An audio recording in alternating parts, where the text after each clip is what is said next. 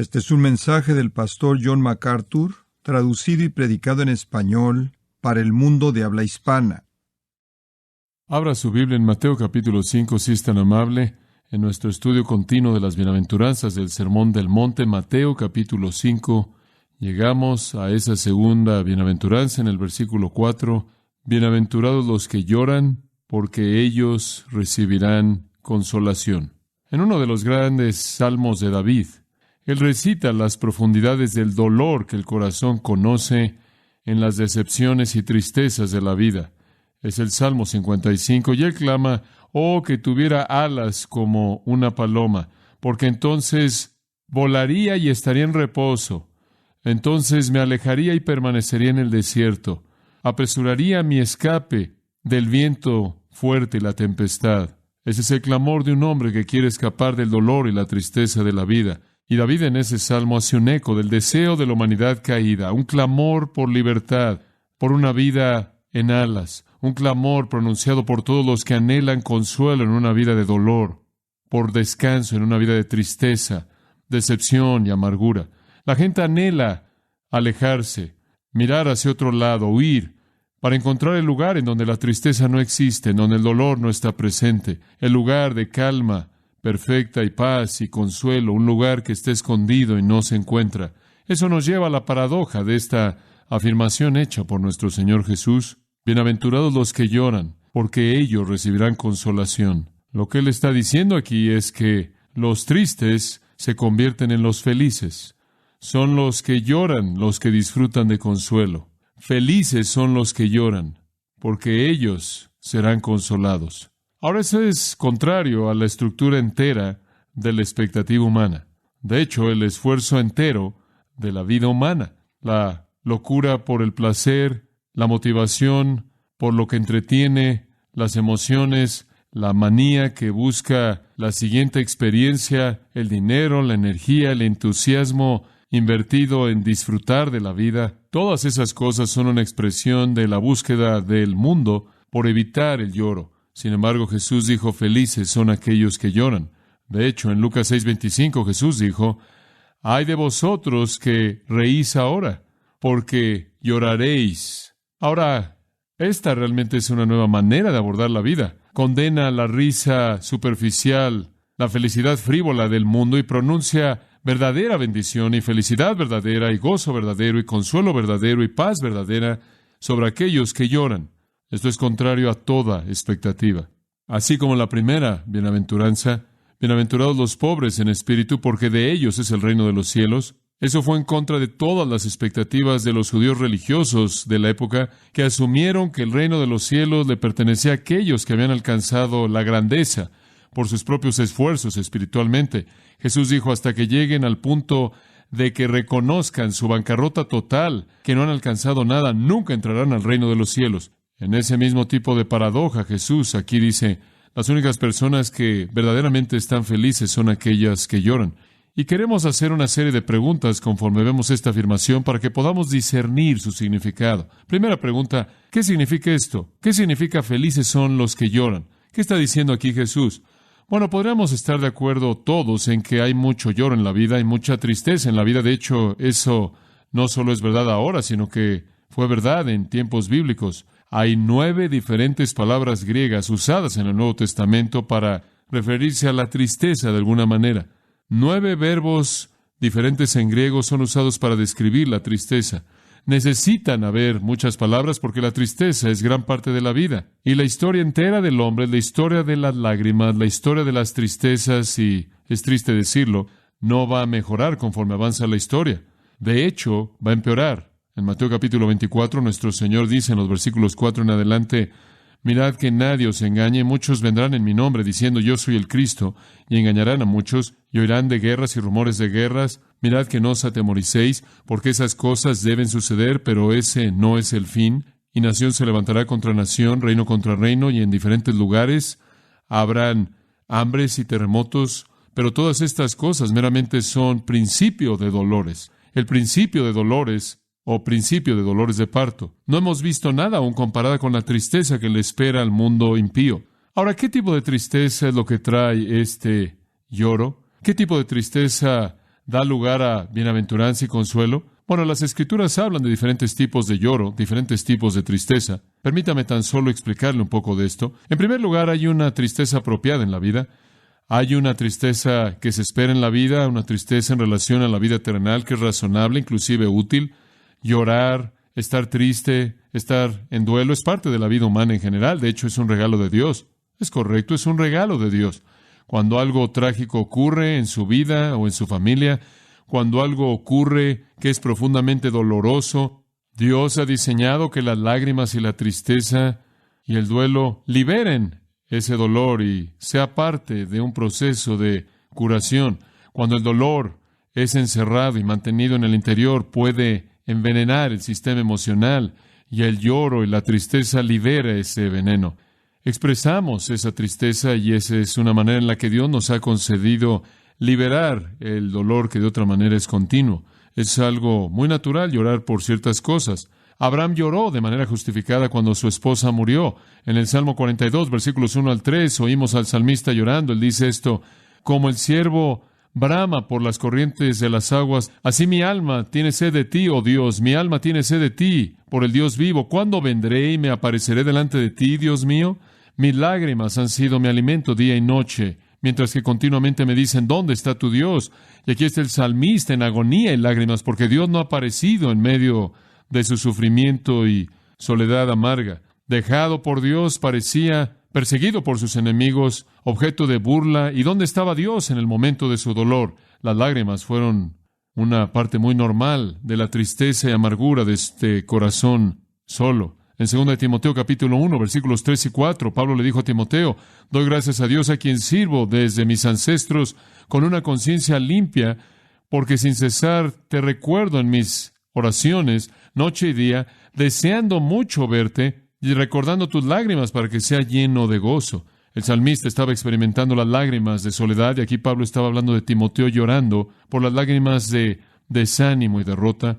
Algunas veces las derrotas de la vida, las batallas perdidas se convierten en la fuente de gran tristeza y grandes lágrimas. En Jeremías capítulo 9, el profeta había sido llamado por Dios a predicarle a Israel y a decirle a Israel que el juicio estaba por venir.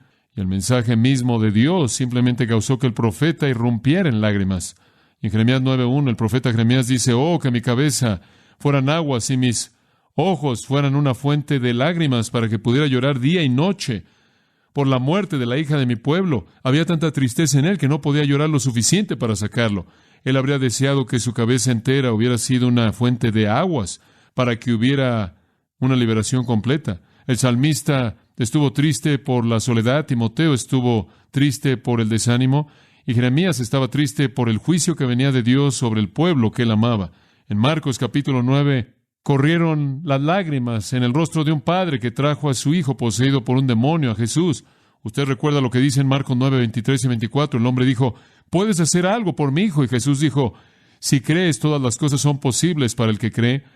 Inmediatamente el padre del hijo clamó y dijo con lágrimas, Señor, creo, ayuda a mi incredulidad.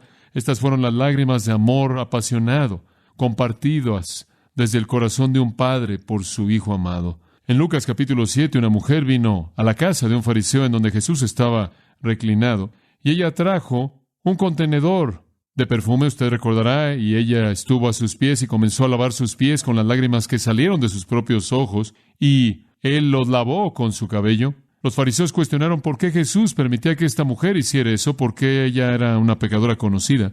Él dijo que eso era porque a ella se le había perdonado mucho y ella amaba mucho, y esas eran lágrimas de adoración, esas fueron lágrimas de devoción. Todos estos tipos de lágrimas, sean lágrimas de soledad o desánimo, o lágrimas de amor por alguien que está a punto de ser juzgado por Dios, o lágrimas de ansiedad y preocupación, o lágrimas de un amor apasionado de un padre hacia un hijo, lágrimas de adoración, lágrimas de devoción, todas son un regalo de Dios para liberar la tristeza del corazón. Jesús mismo, recordará usted, lloró por la ciudad de Jerusalén. Jesús mismo derramó lágrimas cuando llegó a la tumba de Lázaro y vio el efecto agonizante de la muerte en el pueblo que él amaba, en la gente que él amaba. Esas fueron lágrimas de compasión, lágrimas de amor. María Magdalena, recordará usted, cuando Jesús fue crucificado, lloró. Esas fueron lágrimas de pérdida, lágrimas por la muerte. Y nos identificamos con todas esas categorías. Las lágrimas son parte de la vida humana, la tristeza es parte de la vida humana, y la tristeza es un regalo de Dios para liberar el dolor de la tristeza interna para que no nos envenene. Eclesiastés 3 dice, hay tiempo para todo, un tiempo para todo propósito bajo el cielo, tiempo para nacer, tiempo para morir, un tiempo para llorar. Pero también hay un tipo de tristeza impropia o ilícita. Es posible que los humanos estén tristes de una manera necia. Cuando un hombre llora porque no puede satisfacer su lujuria impura, y así lo hizo, usted recordará a Amnón, en 2 Samuel 13 lloró y se enfermó hasta que él pudo expresar su lujuria hacia su hermana Tamar. Una tristeza enferma y perversa. Acab, lo mismo. Las Escrituras dicen que él lloró porque él codició la viña de Nabot. Dice en 1 de Reyes 21:4 que él simplemente se fue a su cama y él simplemente se acostó en su cama, volvió su rostro en lloro y ni siquiera comía. Eso es lloro egoísta. Llorar por la insatisfacción de su propio deseo codicioso. Tristeza basada en egoísmo abrumador. Esa es la tristeza deprimente de uno que se ha convertido el centro de su mundo entero. Esto puede manifestarse en muchas maneras. Lo he visto inclusive manifestarse en la pérdida de un cónyuge, en donde una tristeza normal por la pérdida de un cónyuge se convierte en una preocupación anormal con lo que uno está teniendo que enfrentar en esa pérdida, hasta que se convierte tan centrado en uno mismo que se convierte en una especie de paranoia. Algunas veces, la tristeza impropia es un resultado no solo de codicia y deseo insatisfecho, sino de culpabilidad. Algunas personas están tristes de una manera normal, como una especie de expiar por el pecado. Algunas veces cuando veo esto en una relación, alguien en una relación muere, y la tristeza de alguien sigue y sigue y sigue y sigue de una manera normal. Me pregunto si eso no es algún tipo de esfuerzo personal monástico por hacer expiación, algún acto de penitencia por la culpabilidad, por un maltrato serio de esa persona cuando todavía estaban aquí. David es una ilustración de este tipo de tristeza normal. Absalón, recordará usted, trató de derrocar a su padre. Absalón fue un hijo impío. Él fue un hijo que trató literalmente de darle un golpe de estado a su padre para quitarle el trono. Absalón fue soberbio, Absalón fue egoísta, Absalón odiaba a su padre, él fue egoísta con respecto a su apariencia. Él estaba enamorado de su cabello, según 2 de Samuel 14, él estaba enamorado de su cabello. Él tramó en contra de David, lo expulsó de Jerusalén, se apoderó del palacio y planeó eliminar a los amigos y fuerzas de su padre. Pero en lugar de esto, David ganó. El golpe de estado no funcionó. David ganó. Y Absalón, recordará usted, estaba corriendo por el bosque, se le atoró su cabello en un árbol y fue matado. David había dicho a sus soldados antes de la batalla, traten gentilmente, por causa de mí, al joven, inclusive Absalón. Cuando David oyó que él estaba muerto, David comenzó a llorar y estar en duelo. ¡Oh, mi hijo Absalón, mi hijo Absalón! ¡Oh, que Dios hubiera permitido que muriera por ti! ¡Oh, Absalón, hijo mío, por favor! Lo mejor que jamás te pasó fue la muerte de Absalón. Esto es ridículo. Entiendo el sentimiento, pero la idea es bastante torpe. La nación te necesita a ti, David, no a Absalón. ¿Qué quieres decir? ¿Que Dios hubiera permitido que muriera? ¿Quieres que Absalón sea su rey? ¿Quieres a un rebelde, pecaminoso, impío, soberbio, que gobierne? ¿Qué estaba haciendo? Creo que en parte él tenía este tipo de tristeza anormal que viene cuando un hombre sabe que él ha fracasado de manera miserable en ser lo que debería haber sido en la vida de su hijo, y este es algún tipo de catarsis intentada mediante la cual él podía expiar por la culpabilidad de los fracasos que él había experimentado como un padre. Sin duda alguna, la muerte de Absalón fue parte del pago por el pecado con Betsabé, esa relación adúltera que David tuvo. Dios le dijo que él pagaría cuádruple por su pecado. Mientras viva Jehová, el hombre que ha hecho esto ciertamente morirá, y él restaurará el cordero cuádruple, y lo hizo cuádruple. El bebé de esa unión murió. Su hija Tamar fue violada de manera incestuosa. Su hijo Amnón fue matado, y Absalón fue matado. ¿Por qué está entonces llorando por este hijo sin valor? Bueno, creo que fue una especie de expresión de la profunda culpabilidad de David. 2 de Samuel 19 nos dice que los soldados, de hecho, estaban avergonzados de su victoria porque trajo tal tristeza al rey. Los soldados estaban avergonzados porque habían derrotado a la rebelión. Joab, quien fue el general del ejército, dijo: percibo que si Absalón hubiera vivido y todos hubiéramos muerto en este día, te habría agradado. Él le dijo eso a David: habrías estado mucho más feliz si Absalón estuviera vivo y todos nosotros estuviéramos muertos. Segundo de Samuel 19:6. Esa es una tristeza fuera de lugar, necia, tristeza por culpabilidad, la tristeza de un padre que fracasó. Bueno, esas son algunas ilustraciones de un tipo normal de lloro, categorías en las que el lloro y la tristeza es normal conforme libera esa emoción, y algunos que son impropios, la tristeza fuera de lugar, no natural, prolongada, de aquellos que tienen problemas deshaciéndose de su culpabilidad. Ahora, algunas personas han llegado a esta bienaventuranza y han pensado que de eso está hablando. Simplemente está hablando de tristeza general. Bienaventurados son ustedes si simplemente tienen tristeza, y cualquiera que tiene tristeza va a ser consolado.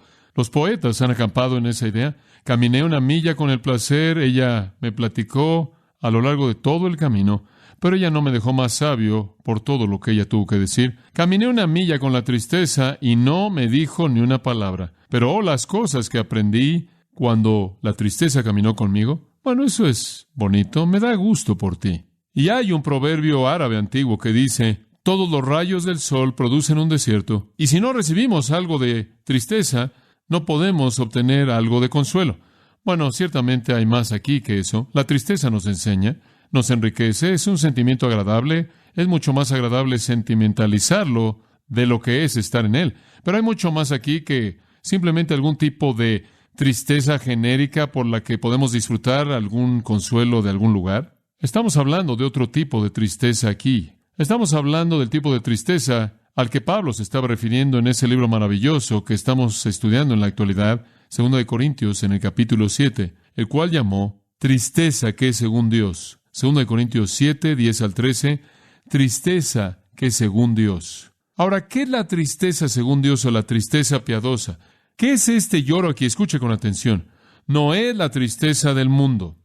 2 de Corintios 7 dice: la tristeza que es según el mundo da lugar a la muerte.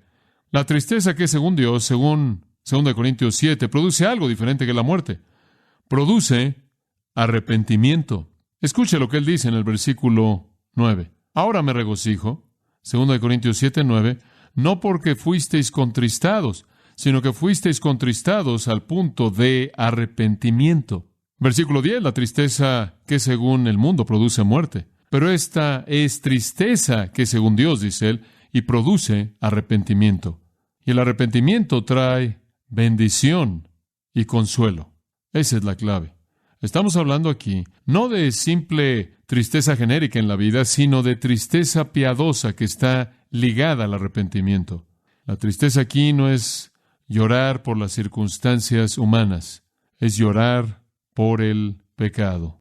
Realmente está ligada a la primera afirmación en el versículo 3. Bienaventurados los pobres en espíritu. Eso significa los que están en bancarrota espiritual, que ven su vida y no pueden encontrar nada de valor, nada de dignidad, nada por lo cual pueden recomendarse a sí mismos a Dios, nada por lo cual pueden reclamar justicia o ser aceptables para Dios. Están en bancarrota, están azotados por la pobreza, se ven a sí mismos y no encuentran absolutamente nada. Un reconocimiento de que no tienen nada, no son nada, no han alcanzado nada, no son nada más que mendigos que se acobardan, se encogen, se avergüenzan, que no tienen recurso ni capacidad de ayudarse a sí mismos, están absolutamente privados en términos espirituales y únicamente pueden rogar por gracia y rogar por misericordia. Esas son las personas de las que él está hablando, y esas son las personas que en esa condición lloran por esa condición, y es un lloro por su situación pecaminosa. Esas son las únicas personas que entran al reino, que disfrutan el consuelo del reino. La entrada al reino comienza con un sentimiento abrumador de inutilidad, de pobreza espiritual y bancarrota del alma. Y amigos, eso nunca cambia, usted nunca supera eso. De hecho, entre más tiempo pasa y usted es cristiano, usted siente con mayor profundidad esa realidad. Como una persona que ha sido cristiana por mucho tiempo, no veo mi vida ahora y digo, bueno, cuando me convertí en cristiano, hombre, realmente no tenía nada que ofrecerle al Señor, no tenía nada que presentarle, pero en los años que han pasado ciertamente he alcanzado mucho. No es así. en los años que han pasado no he alcanzado nada mediante lo cual me pueda salvar a mí mismo. Y tengo un mejor entendimiento ahora de mi bancarrota espiritual y mi incapacidad en la carne de agradar a Dios, que inclusive lo tuve cuando fui convertido. Mientras que vivamos en esta tierra como personas del reino, tendremos un sentido abrumador de pobreza espiritual y diremos con Pablo, en mi carne no mora nada bueno. O con Isaías, toda mi justicia son trapos de inmundicia. Estuvo ahí al comienzo y todavía está ahí. Y si no estuvo ahí en el comienzo para usted y no está ahí ahora, entonces hay una buena razón para preguntarse si realmente usted es cristiano. Dicha pobreza de espíritu lleva a llorar por el pecado. El lloro verdadero por el pecado sale de esta bancarrota.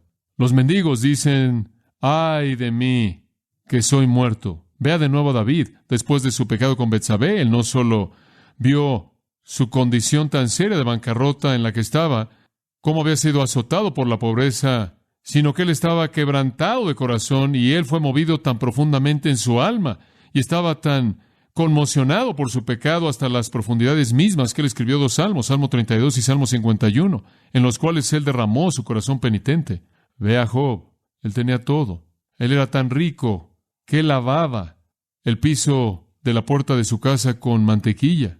Pero al final, después de que verdaderamente vio a Dios, él dijo, me aborrezco a mí mismo, me arrepiento en polvo y cenizas. Job 42:6. Ahora, la palabra lloran es la más fuerte de esos 9 verbos griegos. Está reservada para llorar por los muertos. La causa definitiva para la tristeza humana. Ese es el lamento apasionado por la pérdida permanente de uno amado profundamente. En la Septuaginta, esto es la traducción griega del Antiguo Testamento, es la palabra usada de la tristeza de Jacob cuando él creyó que José, su hijo, estaba muerto. Usted la encuentra en Marcos 16:10, Apocalipsis 18, es usada 3 veces, versículo 11, versículo 15 y versículo 19. Tiene que ver con tristeza por la muerte, la cual es la fuente definitiva de tristeza humana, de sufrimiento humano. Y esa es la palabra que el Señor Jesús usó aquí cuando él inspiró a Mateo para escribir esto. Mateo escribió esta palabra que significa tristeza por la muerte, una tristeza profunda, duradera, interna. No solo algún tipo de lloro o gemido exterior, como otras palabras lo reflejan, sino una tristeza profunda en el interior. Fue esa tristeza misma que salió del corazón de David, cuando en el Salmo 32, simplemente un par de versículos, él dice en el versículo 3, cuando guardé silencio por mi pecado, se desgastó mi cuerpo en mi gemir todo el día. En otras palabras, él estuvo en agonía profunda hasta que confesó su pecado. Su cuerpo le estaba fallando. Día y noche tu mano estuvo pesada sobre mí. Mi vitalidad fue secada como el calor del verano. La vitalidad, literalmente, en el hebreo son jugos de la vida. La saliva, el fluido que opera en el sistema nervioso, su sangre, todo el flujo de sus jugos vitales, se vieron afectados por el hecho de que él no se arrepentía de su pecado y la culpabilidad consecuente literalmente lo estaba secando y su cuerpo se estaba desgastando hasta que, versículo 5, reconocí mi pecado a ti, mi iniquidad no escondí. Dije, confesaré mi transgresión al Señor y tú me perdonaste la culpabilidad de mi pecado. David tuvo que liberar esa tristeza profunda por su pecado y cuando él lo hizo, él disfrutó la libertad del perdón que viene de Dios. En el Salmo 51 usted tiene exactamente lo mismo. Él dice, conforme a la grandeza de tu compasión, borra mi transgresión, lávame de mi iniquidad, límpiame de mi pecado, porque conozco mi transgresión y mi pecado está siempre delante de ti. Contra ti solo he pecado y he hecho lo malo a tus ojos. En otras palabras, él no podía deshacerse de él. Estaba siempre delante de él. Él no podía sacarse esto de su mente. Estaba en su mente consciente todo el tiempo y causándole una tristeza tan profunda hasta que lo descargó en la confesión y el arrepentimiento que es expresado ahí. Y David entonces dijo, bienaventurado es el hombre cuya transgresión es perdonada, cuyo pecado es cubierto. Bienaventurado el hombre a quien Jehová no le impute iniquidad. Feliz es el hombre que confiese su pecado. Feliz es el hombre que se arrepiente. Ese es el consuelo del que está hablando. Es el consuelo, escuche, que viene en el perdón. Cuando el pecador llega al punto de reconocer bancarrota espiritual, cuando el pecador llega al lugar de la tristeza profunda por el pecado, y viene delante de Dios en penitencia y pide misericordia y gracia, él recibe el consuelo del perdón. El consuelo del perdón. En la vida hay lágrimas de soledad, en la vida hay lágrimas de rechazo y frustración e insatisfacción y derrota, pero nada rompe el corazón como el pecado. Y el corazón de David literalmente estaba quebrantado. Y Jesús dice, ahí es a donde necesitamos venir, al lugar en donde lloramos por nuestro pecado. Algunas veces la gente viene, oye el Evangelio, hace una profesión de fe y después desaparecen. Y la gente me pregunta, ¿qué piensas que fue la causa de eso? Inevitablemente, si estoy respondiendo como a mí me gustaría responder, mi respuesta es, bueno, aparentemente no hubo una tristeza verdadera por su pecado. Cualquier cosa que queda corta de eso puede hacer que la experiencia sea superficial y ningún fruto sale de ese suelo superficial. Felices son los tristes que están tristes por su pecado. Existe entonces una especie de tristeza continua en la vida cristiana, ¿no es cierto? Y entre más tiempo ha sido usted cristiano, más triste usted está por su pecado. Y lo que lo hace estar más triste de lo que solía estar usted es que usted sigue asumiendo que usted debe crecer y salir de esto. Hay un lugar en la vida para la diversión y hay un lugar en la vida para el gozo, y el Señor quiere que nos regocijemos, todo eso, pero siempre existe esa realidad molesta en la vida de un cristiano verdadero, esa tristeza que se siente profundamente por el pecado hasta que uno se arrepiente de él. Santiago, en palabras muy directas, dice, acercaos a Dios, Santiago 4:8, y Él se acercará a vosotros, limpiad vuestras manos, pecadores, y purificad vuestros corazones, vosotros los de doble ánimo. Sed miserables y llorar, vuestra risa se convierta en lloro y vuestro gozo en tristeza. ¡Wow! Es momento de dejar de reírse, es momento de apagar la frivolidad y la necedad y torpeza del mundo y mirar seriamente. Hay cierto quebrantamiento continuo en la vida de un cristiano. Ezequiel lo dijo en Ezequiel 21:9 y 10. Una espada está afilada y también sacada de la funda. Debemos entonces hacer mirra. ¿Entiende usted la seriedad de los tiempos? Dios ha sacado su espada y está a punto de venir en contra de Judá en juicio. ¿Es este un tiempo para reírse? ¿Entendemos la naturaleza de las cosas? ¿Entendemos el juicio inevitable de Dios sobre nuestra propia sociedad? ¿Entendemos la instrucción? Isaías 22:12. Por tanto, en aquel día, Jehová, Dios de los ejércitos, os ha llamado a llorar, a rasurarse la cabeza, a usar cilicio. En lugar de eso, hay gusto, matanza de rebaños y matanza de ovejas y comer alimento y beber vino. Comamos y bebamos, porque mañana moriremos. Pero Jehová de los ejércitos se reveló a sí mismo a mí. Ciertamente esta iniquidad no será perdonada hasta que muráis, dijo Dios, Jehová de los ejércitos. Dios dice, no voy a perdonarlos por ser frívolos en un tiempo de juicio. Hay gente, según Proverbios 2:14, que se deleita en la perversidad de la maldad. De acuerdo con 2 de Tesalonicenses 2:12, hay aquellos que se regocijan en la iniquidad, y me temo que inclusive en la iglesia en la actualidad, y entre muchas personas cristianas, hay un entendimiento defectuoso del pecado y una frivolidad y trivialidad que no es coherente con la palabra de Dios. Podemos ser muy afectados por el mundo que nos rodea. Estamos hablando aquí del tipo de tristeza que viene en primer lugar por nuestro propio pecado. Este es el camino a la bienaventuranza. Es como usted entra al reino, y creo que así es como usted mantiene la felicidad verdadera en el reino. Permítame decirle esto. Es tan simple. Cuando usted ya no llora por su pecado, usted ya no se arrepiente. Cuando usted ya no se arrepiente, usted ya no confiesa. Y cuando usted no confiesa, usted va a levantar barreras entre usted y Dios, y usted va a perder su bendición, ¿verdad? Si usted quiere ser feliz, arrepiéntase. Y la tristeza a la felicidad verdadera es llorar por el pecado. Eso lava el alma y eso suelta la bienaventuranza. Ahora, cuando usted enfrenta su bancarrota espiritual, usted podrá responder en varias maneras. Los fariseos la negaban y levantaban una fachada falsa y vivían una vida de engaño. Algunas personas hacen eso. Oímos testimonios acerca de eso todo el tiempo. Simplemente vienen a la iglesia y siguen a la multitud y hacen lo que todo el mundo espera que hagan para buscar la aprobación de los padres o la afirmación de sus amigos. Viven una vida de engaño. Eso es lo que los fariseos hacían, ¿no? Cuando usted llega a reconocer su bancarrota espiritual y la realidad del pecado, usted puede admitirle y simplemente tomar decisiones para tratar de arreglar su vida. En cierta manera, usted endurece su espalda y aprieta sus dientes y se arregla a sí mismo. O estoy seguro de que hubieron personas así durante probablemente el tiempo de Jesús, que oyeron su enseñanza y pensaron, ¿sabes una cosa? Tengo que ir a casa y arreglarme a mí mismo. O usted puede ser como Judas. Usted puede ver el pecado en su vida y llegar a tal desesperanza por su pecado que su desesperanza lo lleva al suicidio. Esa es la tristeza del mundo que lleva a la muerte. Pero la respuesta correcta no es admitirlo y cubrirlo, no es admitirlo y tratar de cambiarse a sí mismo, no admitirlo y llegar a la desesperanza al punto en el que usted muere, sino admitirlo y venir a Dios por la gracia y misericordia que Él promete dar.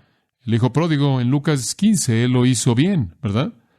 Él salió ahí, gastó todo lo que tenía, desperdició toda su oportunidad espiritual, terminó trabajando como alguien que alimentaba cerdos, y debido a que él no tenía alimento, él comía lo que los cerdos comían.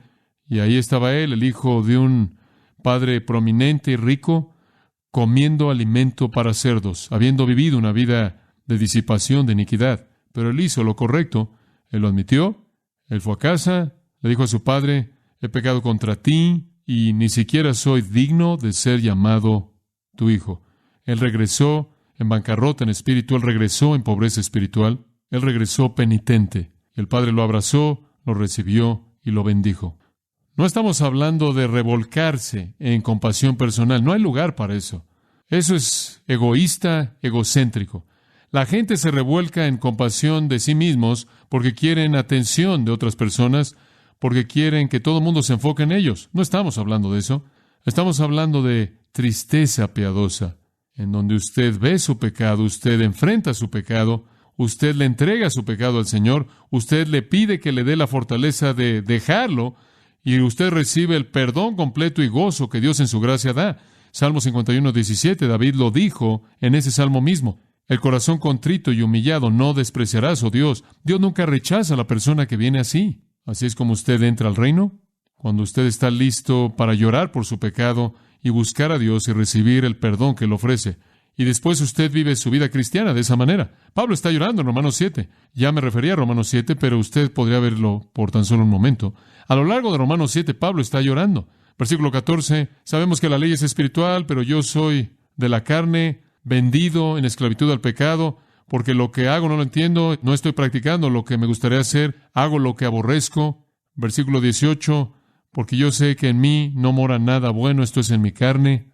Versículo 19, el bien que quiero hacer no lo hago, practico la maldad misma que no quiero. Él sigue diciendo esas cosas hasta el versículo 24, miserable de mí, esa es una forma de lloro. Soy miserable, dice él. Ahora, esta no es una fase momentánea en la vida de Pablo, este es un estilo de vida. Él estaba cansado por esta batalla incesante. Esa es la razón por la que en el capítulo 8 de Romanos, versículo 23, él dijo que él está esperando la adopción, la redención de su cuerpo. Él estaba cansado de la batalla.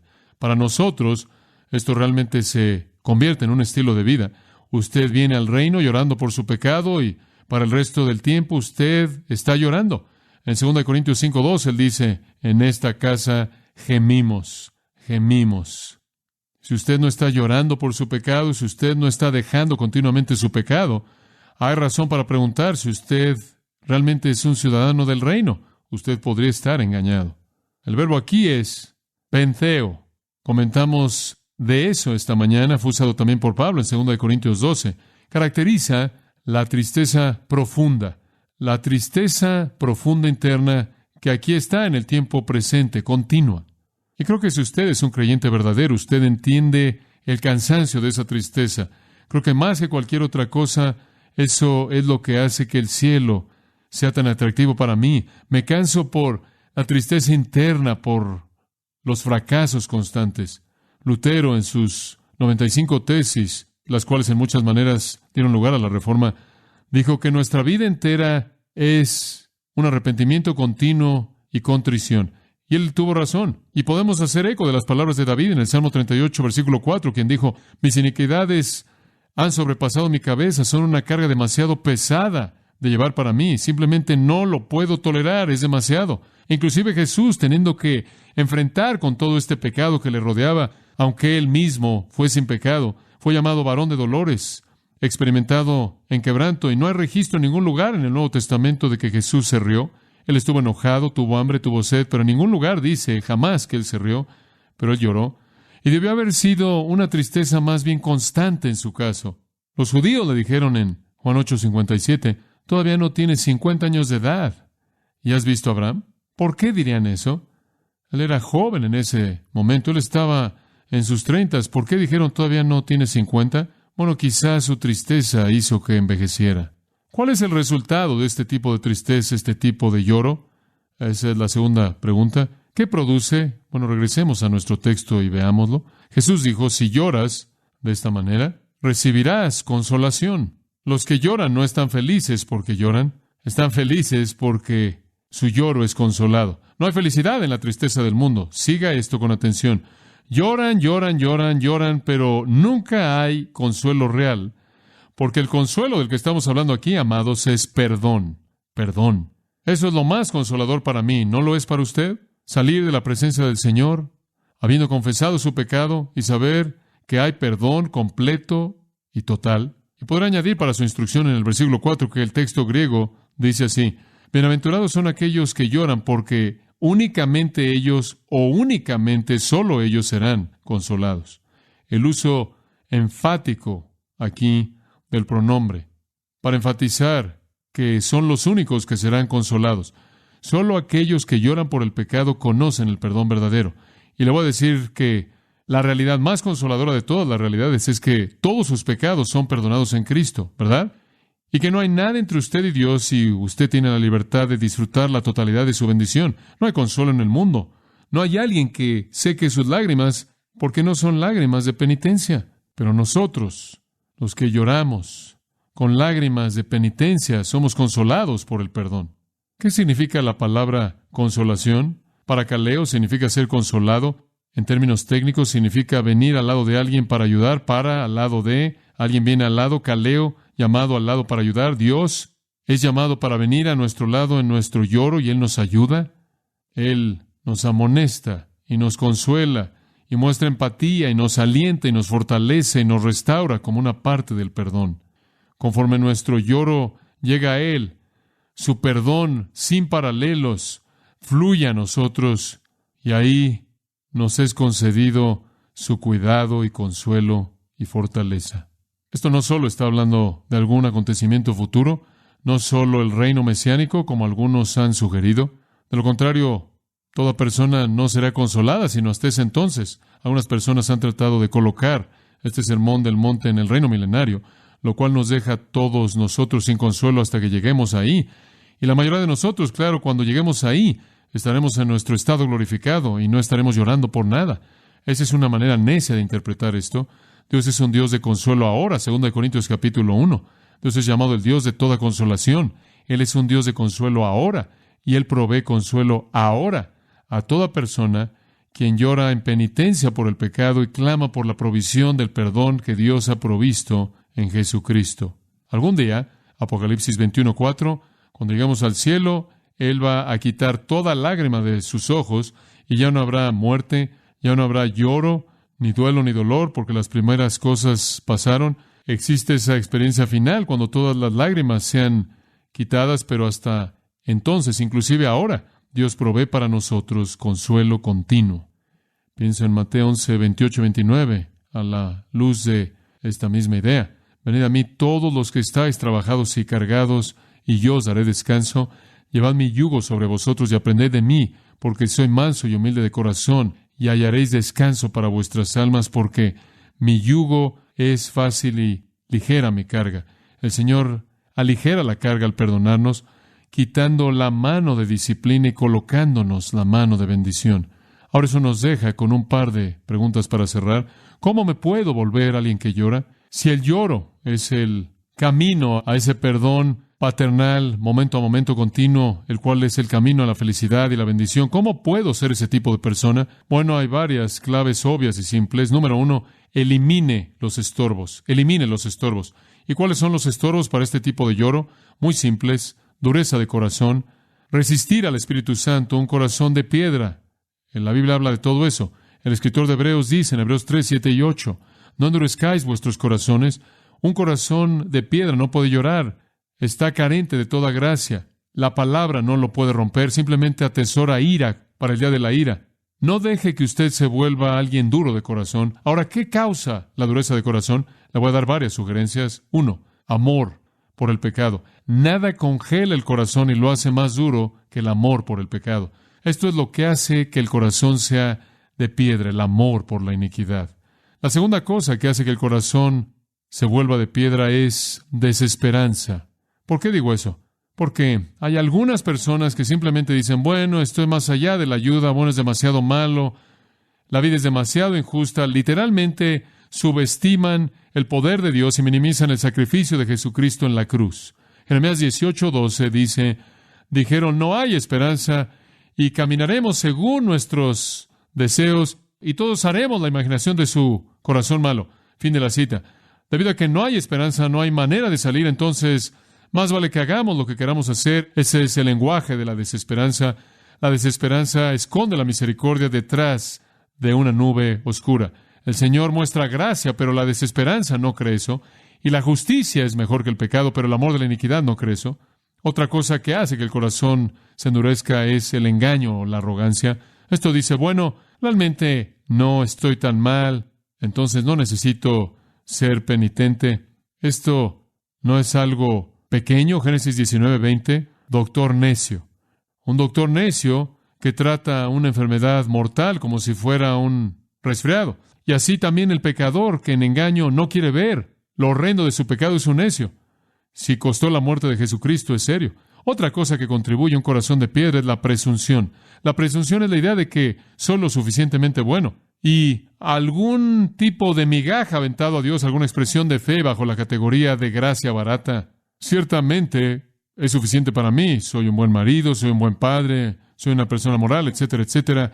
Soy una persona religiosa y creo en Dios y eso debe ser suficiente. No necesito exagerar. No necesito escuchar al profeta Isaías que dijo, deje limpio su camino y vuélvase a Jehová y Él tendrá misericordia de él y Él perdonará de manera abundante. No necesito ir tan lejos.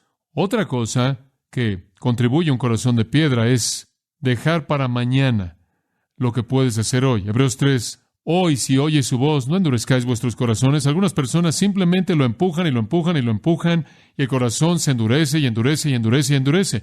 La necesidad de posponer el lloro por el pecado para un tiempo conveniente que nunca se aparece. Entre más pronto el pecado es enfrentado, más pronto el consuelo viene y con él la felicidad. No sea un necio. Otra cosa que contribuye a un corazón de piedra es la superficialidad. Algunas personas simplemente nunca quieren pensar con profundidad acerca de nada, mucho menos su pecado. Son pensadores superficiales. Trivializan la vida en todo punto. Todo es una fuente de risa para ellos. En Amós 5 y 6, habla de personas que improvisan al sonido del arpa y como David, componen canciones para sí mismos y beben vino de contenedores sacrificiales, ungiéndose a sí mismos con lo mejor de los aceites. Sin embargo, no han llorado. Eso es típico del mundo. Están en una fiesta. ¿Quién va a llorar en medio de una fiesta? Esta es la razón por la que Santiago 4:9 dice, vuestra risa se convierte en lloro. Entonces, el primer gran estorbo es un corazón duro. Y los corazones duros son el resultado del amor al pecado, desesperanza, engaño, presunción, posponer, superficialidad. Una manera de ver más allá de eso, una manera de realizar un pequeño inventario es ver la cruz de Cristo. Si eso no puede quebrantar su corazón, no sé qué puede hacerlo. Hace años atrás comencé a leer la poesía de Cristina Rossetti, quien murió en 1894. Esta mujer escribió poesía profunda. Aquí está uno de mis favoritos.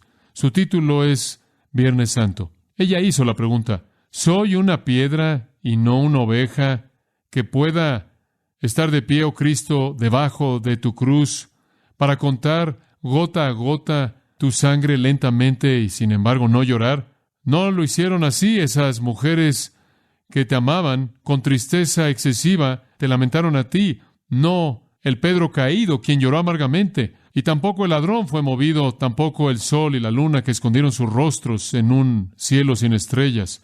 Un horror de gran oscuridad a plena luz de mediodía. Yo, solo yo. Sin embargo, busca a tu oveja, verdadero pastor del rebaño, más grande que Moisés. Voltea y mira una vez más y rompe esta roca. Ella tuvo razón. Ver la cruz es un buen lugar para que su corazón sea roto. Quite los estorbos. En segundo lugar, estudie la penitencia de las Escrituras. Creo que no hay nada mejor, y he tratado de hacer eso con usted en esta noche, entender la penitencia que ver a los penitentes en las Escrituras. David, Isaías, Jeremías, Pedro, Pablo, Job, etcétera, Ezequiel. Escúchelos conforme dicen con David: mi pecado está siempre delante de mí. Entienda lo que ellos entendieron acerca del poder del pecado, que el pecado pisa la ley de Dios, que el pecado mata su amor, que el pecado entristece a su espíritu, que el pecado menosprecia su bendición, que el pecado nos afecta drásticamente, nos hace impuros, nos roba de gozo y recompensa, echa a perder nuestra gloria, nos deja viles e inútiles. Y aunque hechos a imagen de Dios, los hombres sin Dios se vuelven como bestias que perecen, según el Salmo 49:20. Elimine los estorbos y estudie la penitencia en las Escrituras. En tercer lugar, ore por un corazón contrito. Creo que usted tiene que pedirle al Señor que quebrante su corazón duro. Si usted no es cristiano, ahí es donde usted tiene que comenzar. Señor, quebranta mi corazón. Enséñame a cómo llorar por mi pecado. Muéstrame la bendición verdadera, la felicidad verdadera que viene mediante el consuelo que viene porque tú perdonas el pecado por el que yo lloro.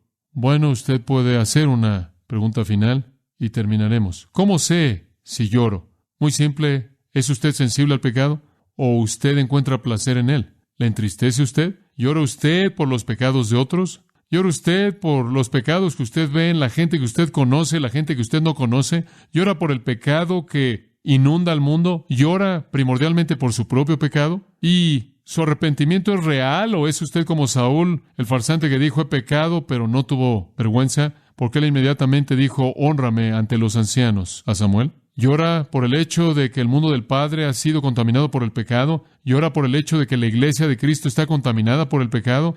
Y sobre cualquier otra cosa, ¿llora por el hecho de que su propia vida está contaminada por él? Usted sabe que usted es alguien que llora por el pecado, y si usted de manera genuina en su corazón está entristecido por su pecado y anhela volverse de él y buscar el perdón de Dios y la bendición que él trae. En segundo lugar, usted puede saber que usted llora por el pecado si usted es consolado. ¿Conoce usted el gozo del perdón? ¿Tiene usted un corazón feliz a pesar de su lloro? ¿Está usted en esa especie de ambivalencia espiritual constante en donde está triste por su pecado y feliz por su perdón? Por un lado está contrito y quebrantado delante del Señor, y por otro lado está disfrutando la gracia ilimitada y misericordia que se le ha concedido a usted. ¿Está usted constantemente entre la tristeza y el gozo que debe manifestarse en la humildad verdadera? Bueno, al final creo que podemos resumirlo al decir: felices son los tristes, y su tristeza es el tipo correcto de tristeza. ¿Quién entra al reino? Aquellos que están en bancarrota espiritual y aquellos que lloran por su pecado.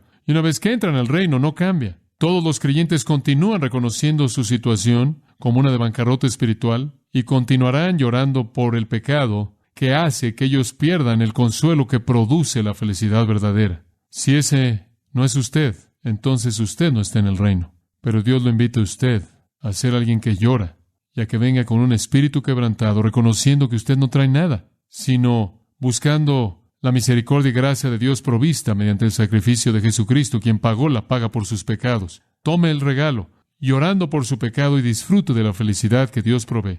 Esa es la invitación de Jesús. Así es como Él comenzó su ministerio de predicación, ofreciendo felicidad verdadera y duradera. Me regocijo porque en su gracia Él consideró apto incluirme a mí. ¿Usted también? Amén.